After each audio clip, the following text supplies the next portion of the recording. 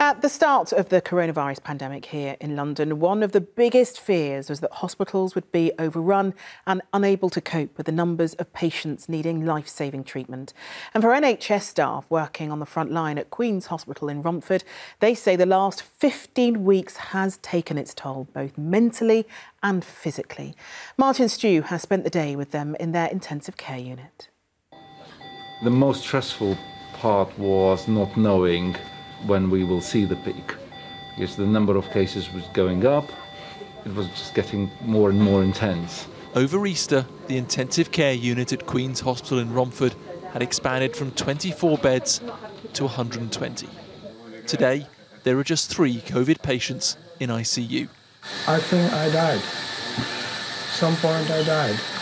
Mohammed has been here for 2 months, half of that time on a ventilator in a coma. I'm a healthy man, 58 years old. I never have problem, I have no problem, but I go through the hell. But this NHS services are brilliant. Nurses staff actually support me. 419 of Barking, Havering and Redbridge NHS Trust patients have died with the virus, along with 2 members of staff. Without the efforts of the whole team, it could have been many more. One of the biggest challenges for doctors has been that they didn't really know exactly how COVID attacks the body. Quite early on, though, they learnt that it did attack the kidneys, and more patients, about 30%, would require dialysis. So they had to set up an ad hoc dialysis unit, essentially. Something would take normally 2 years. They managed it in 10 days. It's been 15 weeks now since the first case. The strain is taking its toll. There is nothing that can prepare you for what was happening. There's no surprise that many of them feel scars of the COVID. As a result of it, we are planning now a regular psychology service within the critical care for staff specifically.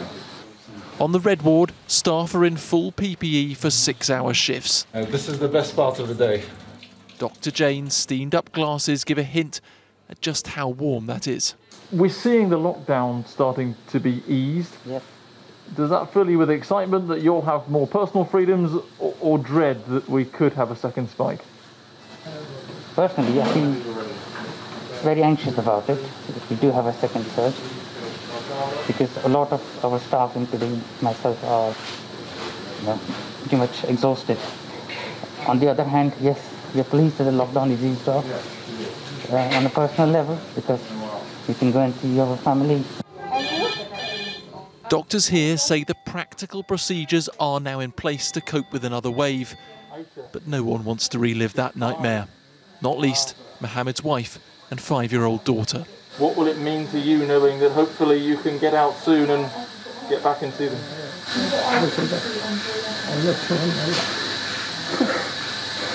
I know it's up.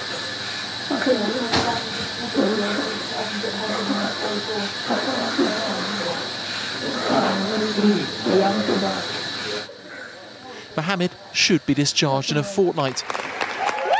Like other COVID survivors, he'll have the chance to put a B sticker onto the Tree of Life, a symbol of survival and a celebration for all who have made it possible.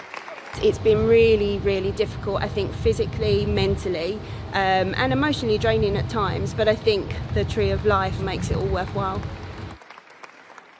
Martin Stew reporting there. And as you saw at the end of his film, there was a patient adding his B to the Tree of Life when he was discharged from Queen's Hospital. Well, that patient was Steve Attfield. Steve considered himself to be fairly low risk at the start of the pandemic, but after contracting COVID-19 in April, he was admitted to hospital and spent the next 2 months in an induced coma.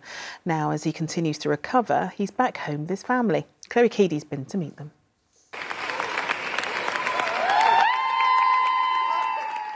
After spending 2 months in a coma in intensive care, it was against all the odds that Steve's wife, Gemma, got to hug him again.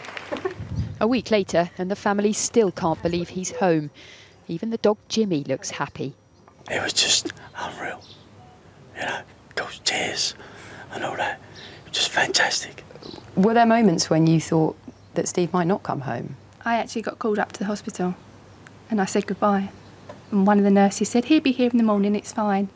And one of the doctors said, we'll see.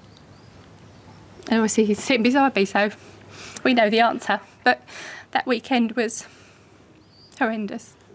Yeah, waiting for Mum to get back was the longest couple of hours of my life, I think. Yeah, it was hard. 1, 2, 3. Steve has consistently defied everyone's expectations, but waking up from a coma was just the start of his recovery. How would you describe this virus to someone that hasn't had any experience of it? Horrible. The normal things I could do day in, day out, I now can't do. You know, I can only walk a certain distance. I get out of breath pretty quick. I've lost my voice. 1, 2, 3. Physio and speech therapy are now part of the daily routine. Nobody knows how long Steve's recovery will take, but he says he feels lucky to be taking small steps towards it. I'm glad to see my boys grow up properly. You know, I want to see them get married. I want grandkids. I do feel privileged. I do feel lucky. Although lucky's on our side, if it wasn't for the staff. No. OK, you was the one fighting, but they were the one doing the work.